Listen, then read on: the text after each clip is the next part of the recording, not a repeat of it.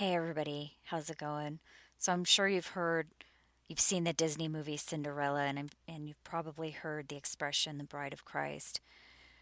I have a young child, so we have a lot of Disney movies in my house, and I just recently watched this movie, and I was really surprised how it's so obvious at this point. I mean, after I've done all this investigation into the Hebrew text and the codes referencing the bride, which is the multitude of all nations and tribes and people, this great huge number of people off the planet that go to the that according to the text will go to this safe place in heaven for 3.5 years and then come back down. Um, Everything having to do with that, the in those texts seems to be described in this Disney movie in this story of Cinderella. So this story, I guess from what I can tell, was originally written in 1634, and in the Disney movie, in the Disney version of the story, it says that Cinderella lived in her father's house, symbolic right there, because we know all the codes in the Hebrew text refer to the father's house. So she lived in her father's house, and then her father died, and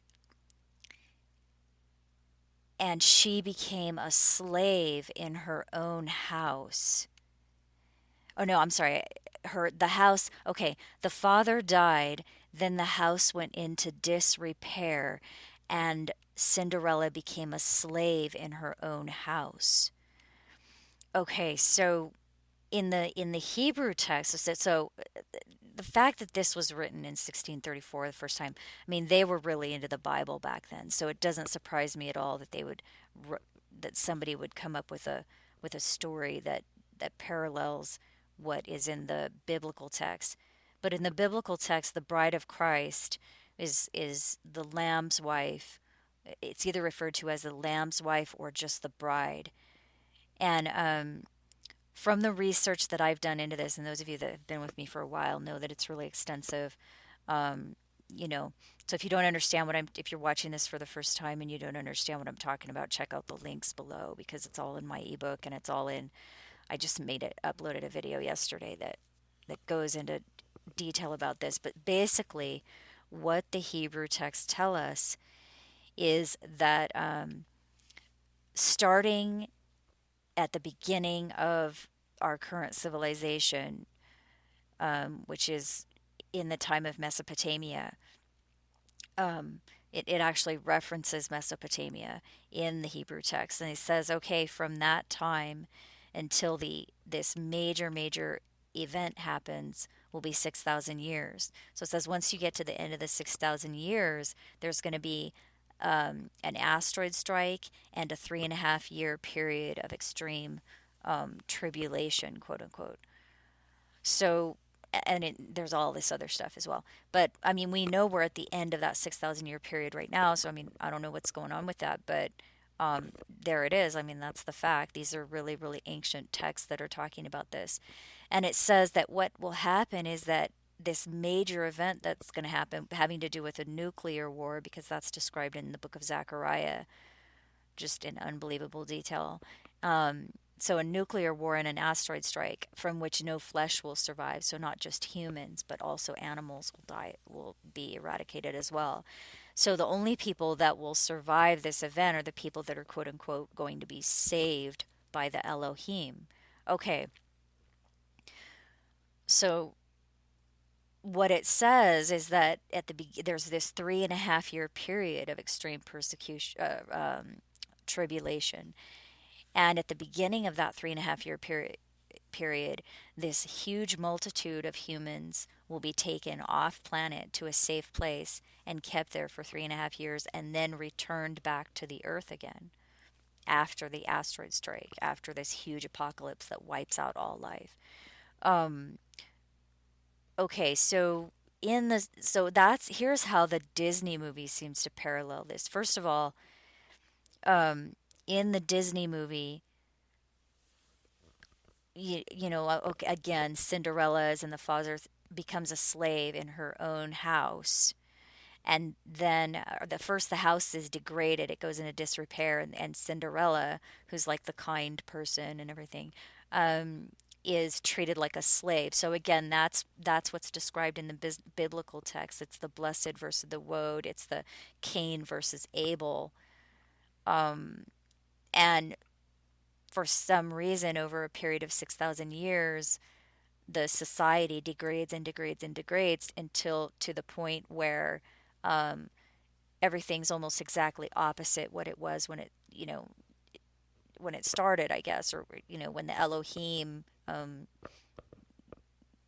uh, you know, turned the earth into a paradise. And I guess, I mean, that's what the texts are saying. So, I mean, that's what Genesis 1 is describing. And anyway, the point is, uh, after 6,000 years, everything is degraded.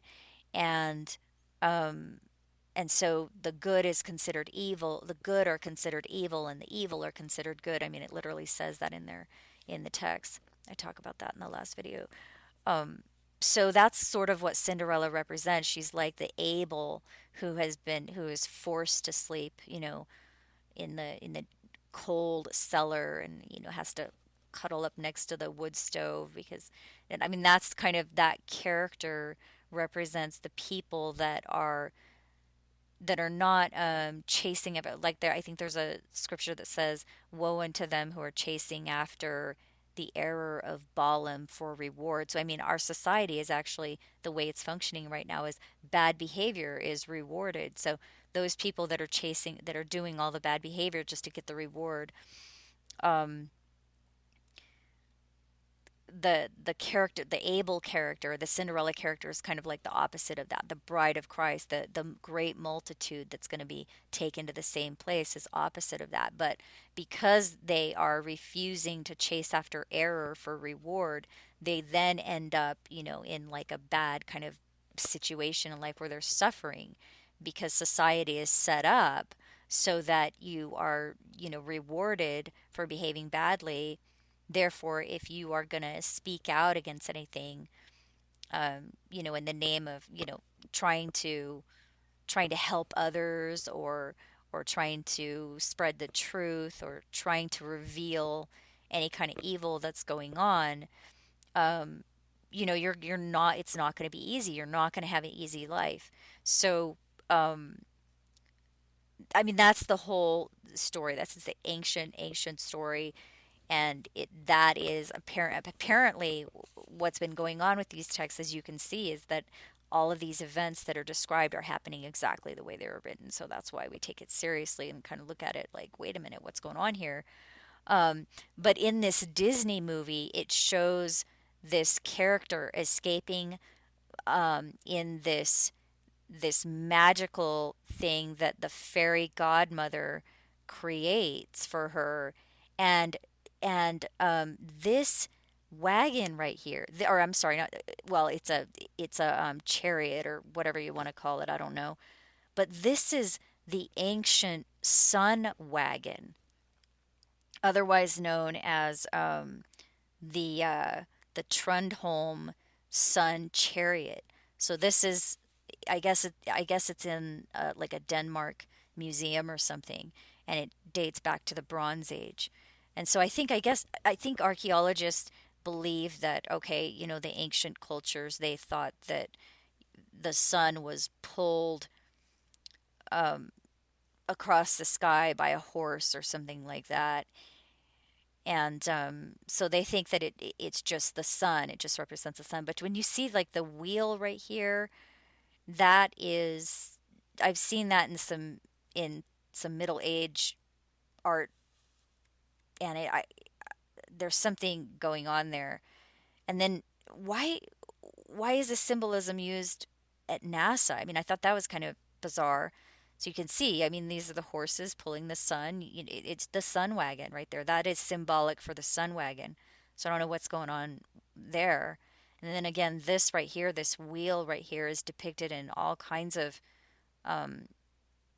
art in the Middle Ages, which may reference Ezekiel's wheel. I don't really know, but a lot of people have really, really investigated the some of the stories in the biblical texts and saying that they're describing UFOs all throughout it, like Moses and just all of them. I guess I don't really know a whole lot about that, but um, I just think maybe this Trundholm sun chariot, maybe it depicts a UFO, like some of the other ancient writings and inscriptions. I mean, there's a lot of inscriptions that, I mean, just unmistakably look like UFOs. So it's just an idea, and I don't really know, but there's no question that this Trundholm Sun Chariot, or otherwise known as the Sun Wagon, this Sun Wagon is what they are depicting in the Disney movie. So that's what the bride escapes in. So the fairy godmother transforms um, the bride into the multitude is what it represents, and the multitude escape by the sun wagon to the ball, which is the feast, quote unquote. So that's kind of bizarre. And then here's the other thing. So the fairy godmother, right before she transforms the mice into stallions and, Cinderella into the bride, she makes this hand gesture right here, which is, um, you might not think that that means anything, but I recommend watching this video. I mean, you might kind of be put off by the title of it, but I mean, this is really bizarre. I mean, this video right here shows all these hand gestures in the Disney movies, and that are just so weird. I mean, you have to see it because I don't it just I don't know what it means, okay? But what is this gesture that all of these celebrities are making, this hand gesture here? I mean, I know some people say it's the 666 gesture. I don't know if that's what it really is, but it just is everywhere. And I don't know. I mean, it's kind of weird, right? I mean, so I don't think it's a coincidence, especially if you go watch that video, and I'll link it below. If you go watch that, you'll see that there are all these other hand gestures in this movie as well, and in all these other Disney movies. It's just there's no mistaking. I mean, it's these hand gestures are definitely put in there on purpose. So some people say it's a Masonic symbol, but whatever it is, she does it right before she performs this spell over everything, and she transforms everything. Um, so the other thing is the cat in the movie. The cat's name is Lucifer, and the cat's like one of the evil characters in the movie. The poor little mice are trying to help Cinderella, and the cat is chasing the mice, and this dog right here is kind of a good character, and which kind of makes me wonder if that's like supposed to be the dog star Sirius or something, because the dog star Sirius is just in all of these ancient texts as well. So I mean, I'm not sure what's going on there, but there's no question that this whole movie is based upon the biblical text. So in this scene right here, where the fairy godmother transforms everything, the mouse Lucifer has the mouse caught under the bowl, and then suddenly the mouse is transformed into a stallion, and Lucifer runs away.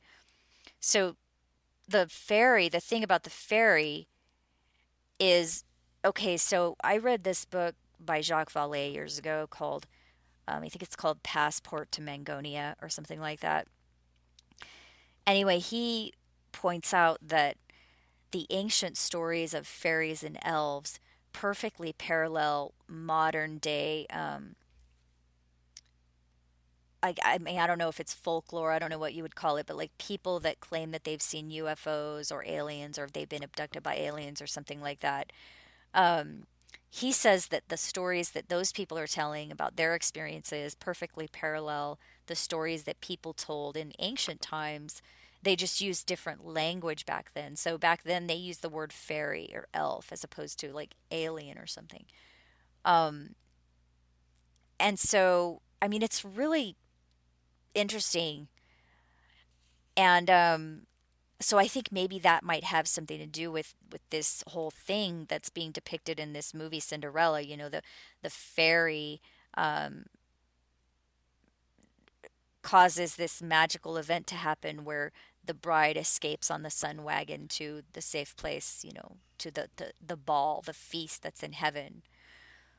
I mean, that's what it seems to represent anyway to me.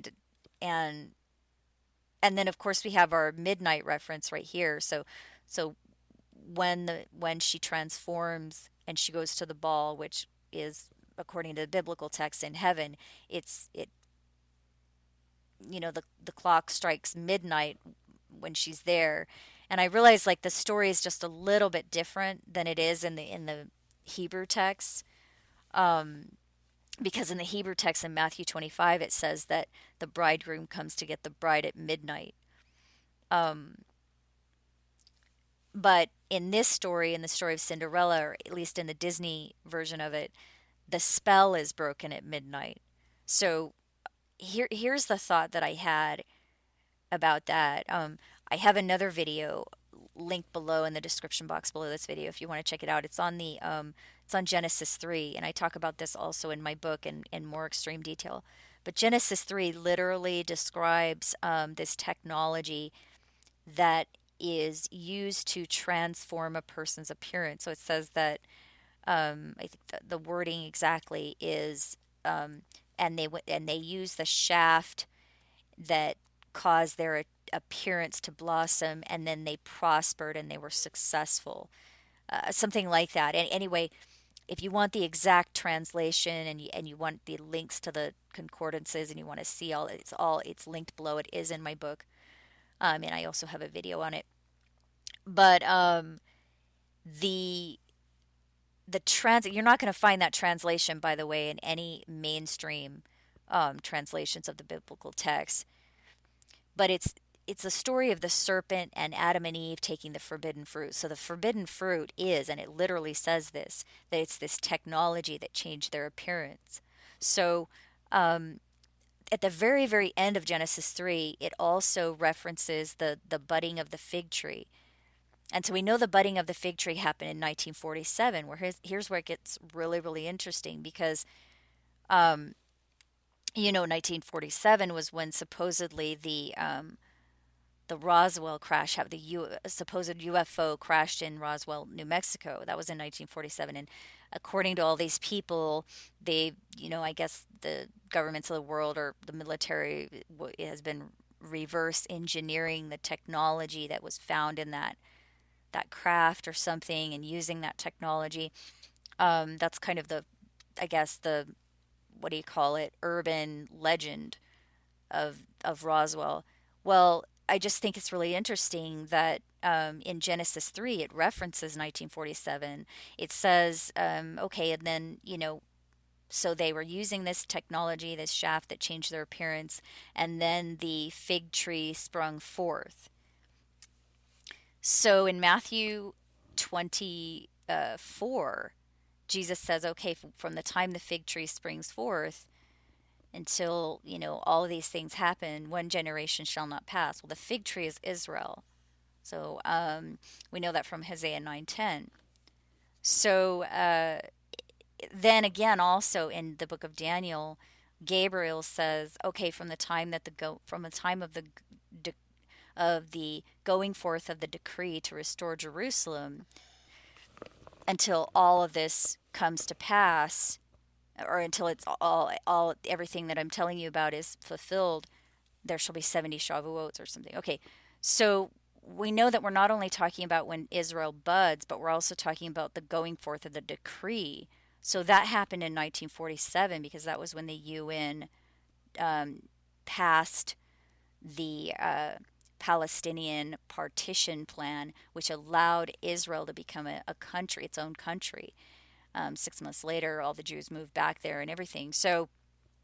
Um, so the quote unquote budding of the fig tree, which we know is Israel, that occurred in 1947. Well, what else occurred in 1947? Supposedly the Roswell crash. Okay, so in Genesis 3, when it says, they have this technology that they can change their appearance, and the fig tree sprung forth. It seems to indicate that this technology, they started using it in 1947. So, but in this um, story here, in the Disney version, the spell is broken at midnight. So I think that may be a layer to all of it. Like, okay, we know from Matthew 25 that the bride is taken to the safe place at midnight. But also from this, we're told the spell is broken at midnight. So there are two different things going on. There's like two layers to this movie, maybe. I mean, well, probably more than that, but there's at least two layers in this specific part of it right here, where where the bride goes to the safe place. I mean, the bride goes to the ball. In this story, it's the bride goes to the Cinderella goes to the ball, and then she becomes the bride later. But in the biblical text, it's the woman. In Revelation 12 specifically, the woman goes to the safe place in heaven, stays for 3.5 years, and becomes the bride, and then comes back down to the earth. But there's also this other event that's going on the earth, where they're going through this tribulation, nuclear war type thing, and then this asteroid strike and all this other stuff. And the spell, so I think maybe that might represent the spell being broken. Like the spell is broken at midnight. Like the spell is broken at the start of that tribulation, that 3.5 year period. So I don't know. I thought that was bizarre. And then there's one other thing. Um, this HOPI prophecy rock seems to describe the same event right here. You can't really see it there. There's this drawing, I guess, of it. And I guess according to the Hopis, this means that at some point humanity will make a choice, and they'll either take the right path that leads up, or the wrong path that keeps them, that goes down or stays. I don't know. Anyway, it sounds very similar to what is in the Hebrew text, because the Hebrew texts say, okay, after 6,000 years, starting in Mesopotamia, once you get to the end of the 6,000 years, which we're in right now, then this 3.5 year period of tribulation will happen. That's this huge catastrophic event for the earth. It involves an asteroid strike. And at the beginning of the final 3.5 years, there'll be one group of people that will go up to the safe heavenly place, and another group of people that will stay on the earth during that tribulation. Um, and then at the end of that 3.5 year period, then that there's another group that's taken to the safe place, and then they all return back to the earth afterward. I'm just telling you what the texts say, what the Hebrew texts say. But anyway, it seems like the Hopis also had a similar tale there, so that's kind of bizarre. But anyway, and then this sun wagon right here that's depicted, I thought that kind of looked like, kind of similar to the Hopi prophecy rock too, in a way. So I guess that's pretty much it. I just wanted to share that with you guys, and I hope you're doing well. So I'll talk to you later. Bye.